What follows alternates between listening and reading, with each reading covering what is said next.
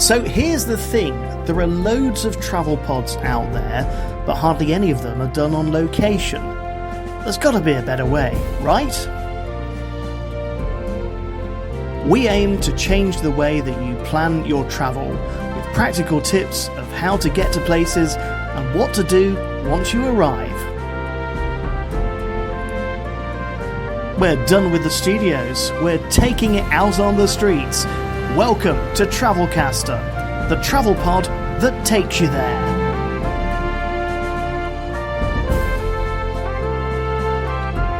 And in this episode, we'll begin a Eurail Adventure to Italy and beyond. Now, my initial plan was to have breakfast here in London, lunch in Paris and dinner in Turin, but disaster has struck. A landslide in the Alps has stopped rail services between France and Italy. This has forced me to take a detour, but it's not all bad news. Instead of going straight to Turin, I'll be spending a night in Nice.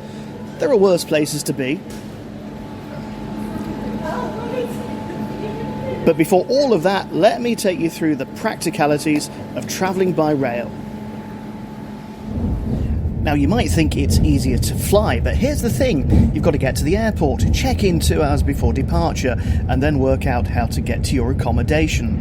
Rail takes you to the heart of the destination, and you can begin at your local station.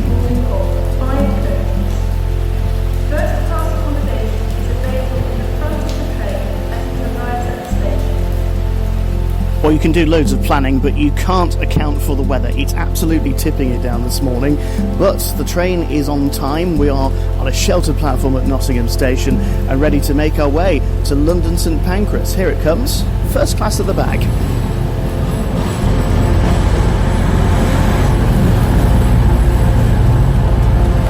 Calling next at Beeston, then on to East Midlands Parkway, Loughborough, Leicester, Market Harborough, Kettering, and due to arrive at London St Pancras at 7:01. For this trip, I've got a Eurail pass that gives me 5 days of travel in any 1 month. At 2023 prices, it costs just under €300. That's just €60 per day for travel. What's more, you're allowed 1 trip out of and 1 trip into your home country.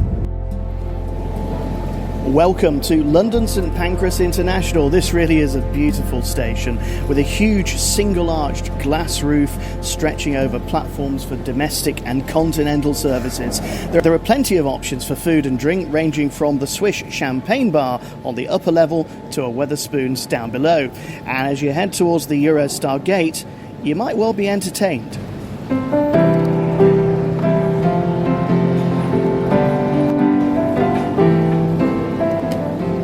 Yeah, I know what you're thinking. All the right notes, not necessarily in the right order. Actually, there are 3 of these pianos dotted around St Pancras, and anyone is allowed to play. So if they're not being used, pull up a stool and make your own kind of music.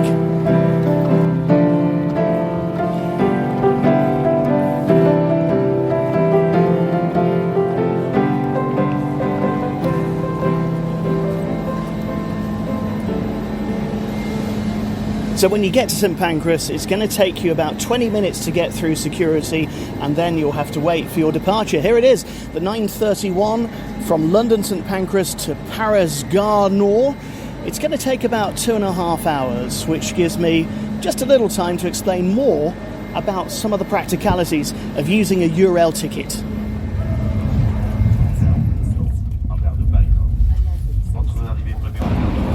Now, we mentioned before about the flexibility of the Eurail pass, but on certain trains you will have to buy supplements. Now, for Eurostar today, I paid about €30 for my trip to Paris, and then onwards to Nice, it's about €20. Add that all up, though, on top of the price of the daily ticket, $60, and it still comes in cheaper than a flight from London. And here's another tip. When you're on board the Eurostar train, you can buy tickets for the Paris Metro to get you across the city.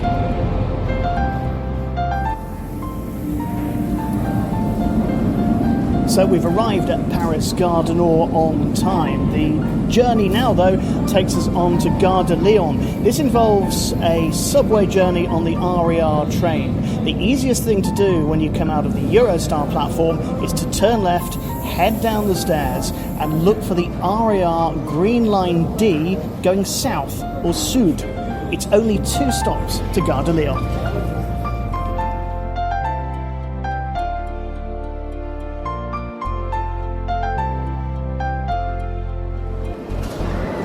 Gare de Lyon itself takes a bit of navigating. Once you leave the RER train, you're likely to end up in Hall 3. Just make your way along the corridor to Hall 2, where the departures go to the south of France and beyond. This is Travelcaster, the travel pod that takes you there. And for more tips on this journey and others, just head to travelcaster.blog, where you'll see lots of good ideas of where to go and what to do when you get there. Now, from Paris to Marseille, the train goes at quite a lick, but then it slows down as it goes along the Côte d'Azur. Look out for the sea on the right-hand side, and, well, as you get closer to Nice, some increasingly expensive property. As well as the sea, you'll see plenty of swimming pools.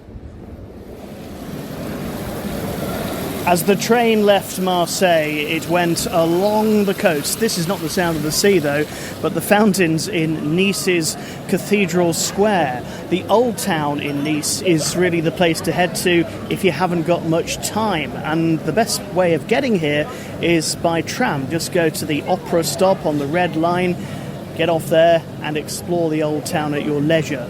Now, this Cathedral Square is absolutely full this evening of restaurants, of tourists enjoying themselves and probably paying a little bit over the odds. I always find one of the best things to do in a place like this is to head off into the side streets. They might not always look welcoming, but they can throw up some real surprises.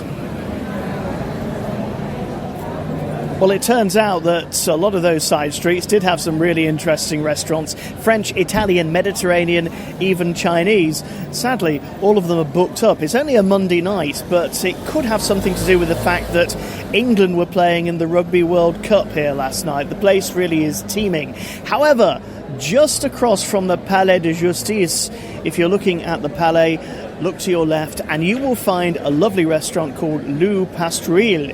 The awning says it's only been here since 1967, so hardly a historical restaurant or eatery, but it does a really, really good Corsican cheese board. I would highly recommend it. Like all good cheese boards, you don't get masses of it, but boy, was it tasty. You know, the concierge downstairs said that one night in Nice isn't nearly enough, and he's probably right. We have barely scratched the surface in our brief stay here. But remember, this wasn't going to be a destination at all. It was just an additional stop on the rest of our adventure. You can read all the details of today's edition at travelcaster.blog. Just look for Eurail Adventure. And join us again for the next episode as we continue our journey through Europe by rail on Travelcaster, the travel pod that takes you there.